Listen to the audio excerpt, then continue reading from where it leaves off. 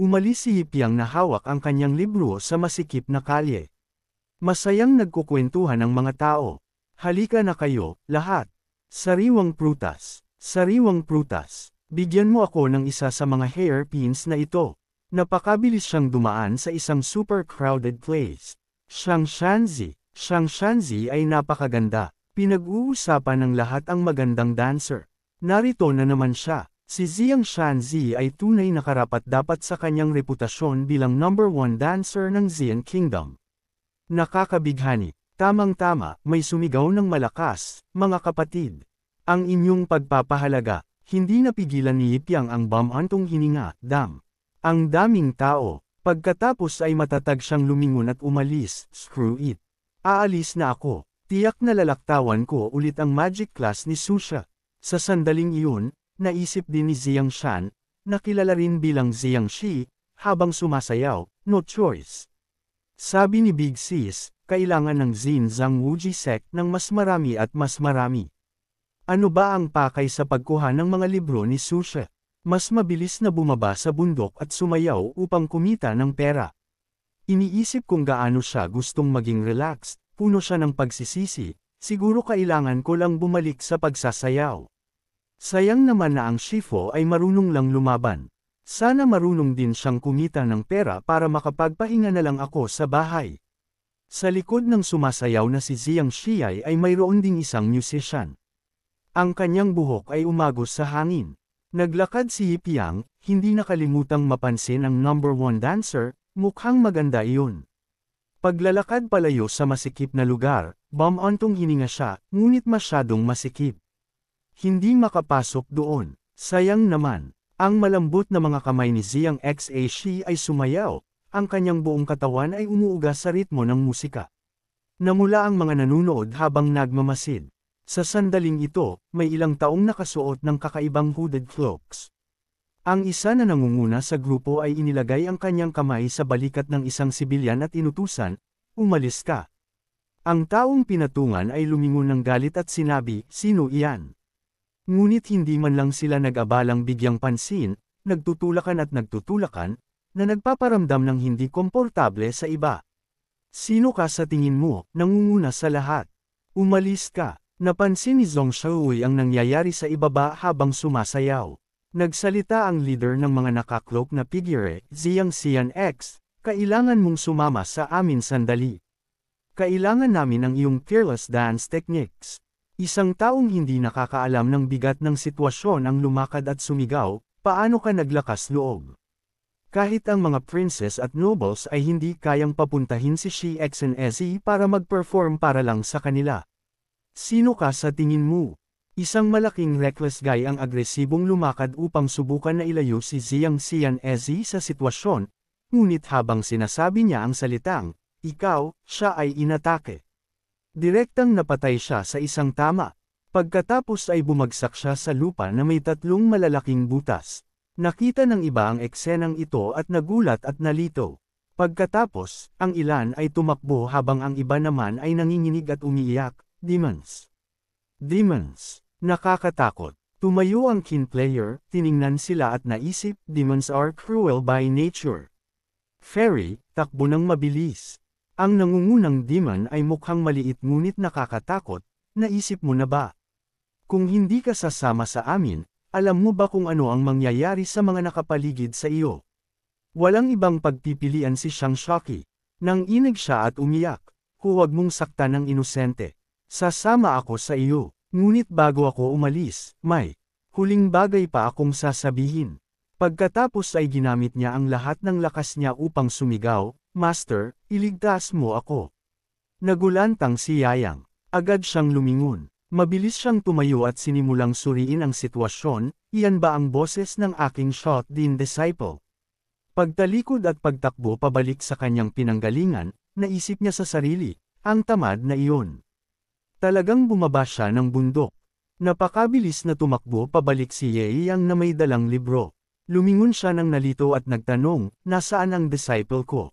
Isang nasugatang villager ang tumangala at sumagot, "Dinala ng mga demons na iyon si Fairy Xiong patungo sa North Gate." Narinig ito ni Yeyang, dumilim ang kanyang mga mata sa pag-iisip, bakit kikidnapan ng mga demons na iyon ang disciple ko? Ang taong humahawak sa kanyang braso kanina ay tumayo at nagsimulang magsalita. Ang mga demons na ito ay itinatago ang kanilang aura.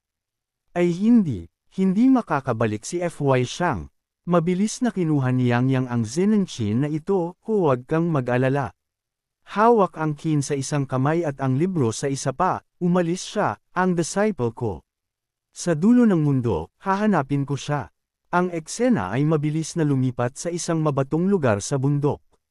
Ilang demons ang nagbitbit kay Xiang Zaki at tumakbo. Hinabol sila ng mga villagers na may dalang sandata, sumisigaw, demons. Pakawalan mo si Fairy Xiang. Mabilis na huminto ang mga demons sa isang matangkad na mabatong bundok. Tiningnan ng leader ang dami ng tao at umungol, mga tanga. Gusto nyo bang mamatay? Isang villager na walang takot ang tumingin sa kanila at sumigaw, inaatake ang Z-City. Kinikidnap ang mga tao, napakakapal ng mukha ninyong mga demons. Agad na ibalik ang taong kinuha ninyo. Narinig ng nangungunang demon ito na parang biro, hindi ka pa demon slaying squad, naglakas loob ka ng habulin kami. Kayo ang talagang mayabang. Lason, patayin silang lahat. Pagkatapos, kinuha ng demon na tinatawag na Laan ang kanyang cloak. Itinapon niya ang cloak, tumalon at tumawa ng malakas, iwanan mo sa akin, Laan. Napakabilis kumilos ni Laan, halos isang blur lang ang makikita mo. Ang mga villager sa ibaba ay nakatingala lang at nanood ng walang magawa. Pagkatapos, napakabilis na tinarget ng demon ang isang tao. Ang taong iyon ay nahatak ng napakabilis kaya nakasigaw lang siya, what the hell? Napakabilis pagkatapos noon, malakas na tumawa si Laan habang mabilis na nanghuhuli ng mga tao. Nang makita siyang inilabas ang kanyang mahabang dila at dinilaan ang mukha ng isang villager, sumigaw ang nangungunang demon, putulin mo ang iyong nakakadiring hobby. Patayin mo sila. Inilabas ni Laan ang kanyang mahabang gumagapang na dila at sumang-ayon, walang problema. Isang segundo at tapos na sila. Kasabay nito, narinig ang tunog ng Qin na nilalaro ni Ye Yang. Ang demon leader, na sensitibo sa tunog, ay agad na nagulat. Pagkatapos, lumingon ang lalaking iyon at sumigaw ng may paghihinala, sino iyan? Si Yi, na nagpapalamig sa isang malayong bangin, ay nagsabi, hindi masama. Sa wakas napansin mo rin ako, ha? Ibigay mo ang mga disciples ko at baka pag-isipan kung hayaan kang mabuhay. Nakita siya ng demon leader at bumungisngis sa tawa na parang narinig niya ang pinakamagandang biro sa mundo, kaya ikaw pala ang basurang sect leader na pinag-uusapan ng lahat. Ang isang nagpapalaki ng bibig. Papatawarin mo kami. Sayang naman, wala akong hahayaang lumabas dito ng buhay. Pagkatapos ay sumigaw siya ng mga utos sa kanyang mga goons, all three? Linisin muna ang eksena, pagkatapos ay haharapin ko ang tanga na ito. Nang marinig ang utos, lumundag si Old Three na parang baliw, handa nang umatake, protektahan niyo ako. Lumiko ang mga villagers at tumakbo para sa kanilang buhay, takbo. Iligtas mo ako, ngunit pagkatapos, iniabot ni Ipyang at pinindot ang isang chord sa kanyang instrumento. Ginulo ng tunog ang mga demons at pati na rin ang mga tao. Mukha akong nahihilo, masusuka ako. Ang musika ng taong ito ay napakapangit. Malapit nang umalis ang kaluluwa ko sa katawan ko. Napagtanto ng isang tao, teka muna. Nilalaro niya ang soul-separating melody at nililito tayo. Sino ba ang batang musician na ito? Nakita ng leader ang kanyang mga tauhan na nadadapa at sumigaw, Old 2, Old 4, gising. Mabilis niyang napagtanto na may nangyayari, ang taong ito ay may tricks. Old 3, patayin mo siya. Old 2, suportahan mo si Old 3. Nang marinig iyon, hinugot ni Old 2 ang kanyang cloak at sumugod, iwanan mo sa akin. Nagtungo siya diretso sa kinaroroonan ni Ipyang. Pagkatapos ay ibinuka niya ang kanyang bibig ng malawak at nagsimulang mag-charge up energy. Hindi na kailangan pang tumingin ni Ipyang, sinusubukan mong gumamit ng ugong laban sa musika ko, kayong mga lizards. Maglalaro lang ako ng isa pang tune. Itaas mo ang power, bobo ka ba o ano? Ang energy mula sa musika ay sumabog patungo kay Old 2 at siya ay lumipad paatras na sumisigaw. Nagmadali ang ibang mga demons upang tumulong, huwag kang magmayabang, bata. Narito ang Grandpa tatlo mo para tapusin ka. Lahat sila ay sumugod patungo kay Yipyang. Mabilis niyang muling pinindot ang kanyang instrumento. Sumabog ang tunog, tumama kay Old 3. Ang mga sinag ng liwanag ay tumagos sa katawan ng bawat demon. Ang mga pagsabog ay pumuno sa kalangitan. Nakita ng demon leader ang sitwasyon at nagulat, patay na si Old 3. Hindi man lang sila tiningnan ni Yipyang, nagtanong lang, gusto mo bang umurong ngayon? Sumigaw ang demon leader, Old 2, gamitin mo ang iyong ultimate move sa kanya. Ipaghiganti si Old 3, kasing bilis ng kidlat, ibinuka ni Old 2 ang kanyang bibig at naglabas ng nakakabinging ugong. Humadyas ang ugong patungo kay Yipyang. Mabilis niyang pinatunog ang kanyang instrumento upang salagin. Dalawang malakas na sonic attacks ang inilabas. Pagkatapos, nagbanggaan sila ng harapan. Ang Demon Old dalawang ay tila nasa malaking disadvantage. Napakabilis na lumobo ang sonic attack ni Old dalawa. Pagkatapos, tinamaan siya ng atake ni Yipyang. Sumigaw siya at nasira ang buong lugar. Pagkatapos ng atake, napuno ang espasyo ng makapal na puting usok at ang usok na iyon ay umakyat mula sa walang hanggang hukay. Ang mga taong humahabol ay sumigaw sa pagkamangha, "Oh my God!" Ang mga taong nasugatan ng mga demons ay humahanga na ngayon. Ang bagay ba sa kanyang kamay ay isang zither o isang cannon? Immortal Maiden's Master na kumikilos. Mas sigurado na ako na si Ziyang ay mula sa langit. Nakaupo si Yipyang doon ng walang pagmamadali at pagkatapos ay casual na nagtanong, "Dead yet?" Kaya't ang nangungunang demon ay matagumpay na na-provoke mo. Ikaw na maliit na punk. Nahulog ka sa bitag. Ang ikaapat na demon, Old Master, ay hinubad din ang kanyang cloak sa sandaling ito. Tumatawa ng malakas. Ang leader na tumatawag kay Old Master 4 na ay ang tunay na killing move. Lumundag si Old Master 4, ngayon, pumunta ka sa impyerno. Hindi napigilan ng mga taong nakakita sa sitwasyon ang mag-alala, tiyak na mapapahamak tayo. Ang pinakamasamang kalaban ng isang Zither player ay close combat. Ibinato ni Old Master 4 ang kanyang kamao, sumuntok patungo kay Yipyang na hindi man lang nag-abalang tumingin at ibinabalang ang kanyang kamay upang sumuntok pabalik. Ang suntok niyang ito ay may kapangyarihan ng isang demon. Napakabilis na pinirasong piraso si Old Master 4 ng tunay na cute ni Yip. Sa mataas na langit, ang kanyang laman at dugo ay pinirasong piraso at patuloy na nahulog. Pagkatapos ay sumabog ito ng malakas na ingay. Pagkatapos linisin ang balakid, sinabi ni Yipyang sa leader, "Ngayon, ikaw na ang susunod." Nagalit ang nangungunang demon nang marinig ito, nagbabanta, "Arroganting human. Naniniwala ka ba na papatayin ko muna ang disciple mo?" Ngunit nang lumingon siya, tumakas na si Ziyang sa isang loach-like posture. Ang mga taong nakakita nito ay talagang pinuri siya, as expected sa number 1 dancer. Kahit ang pagtakas niya ay may ganoong rhythmic feel. Tumalon ng mataas ang nangungunang demon at sumigaw, "Bumalik ka rito." Ngunit napakabilis na isang sinag ng liwanag ang lumabas mula sa likuran niya, sinundan ng isa pang malaking pagsabog. Tinakpan ng mga tao ang kanilang mga mukha mula sa shockwave, nagtataka, paano? Paano naging ganito kalakas ang biglang lumitaw na binatilyong ito? Mula sa loob ng puting usok, lumitaw ang isang sungay. Napakabilis kumilos ng demon. Matagumpay niyang nahuli ang isang tao. Ibinato niya ang taong iyon ng mataas sa ere, na nagdulot ng sigaw ng mga tao.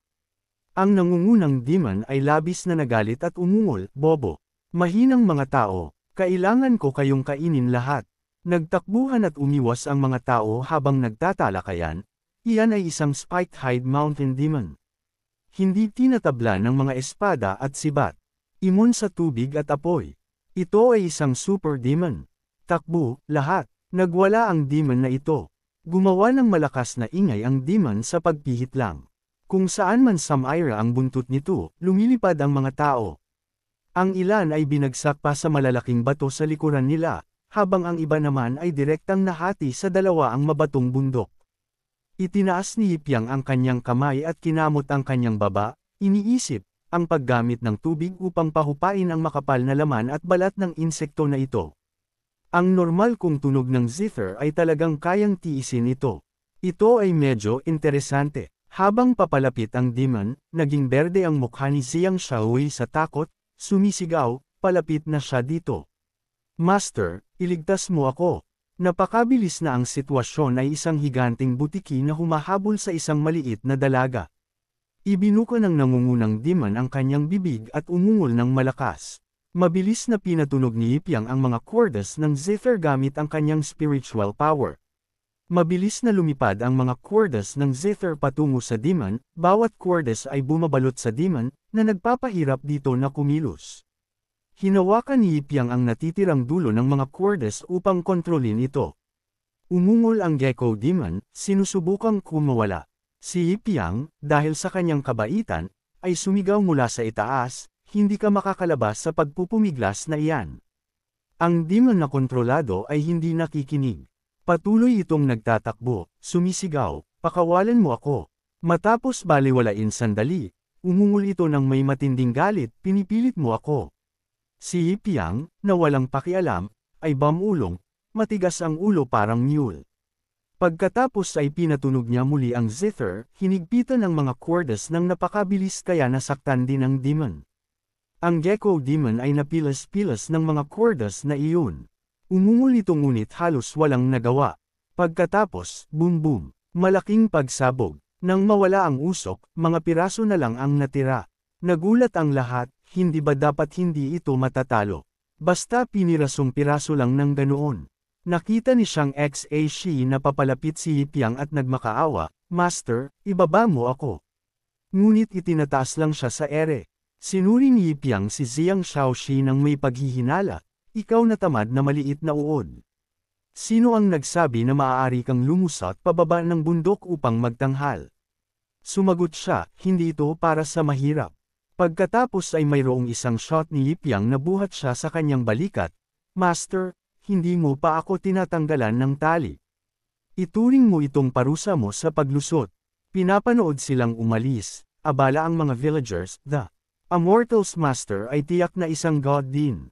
Babalik ba sila sa langit? Samantala, marahil sa Demon Realm, isang maliit na demon ang lumilipad kay Kuang Mo, nagre-report, My Lord, ang Secret Treasures Ritual. Nauutol ang maliit na demon habang nagre-report, hindi na magawa. Sumigaw si Kuang Mo, bakit?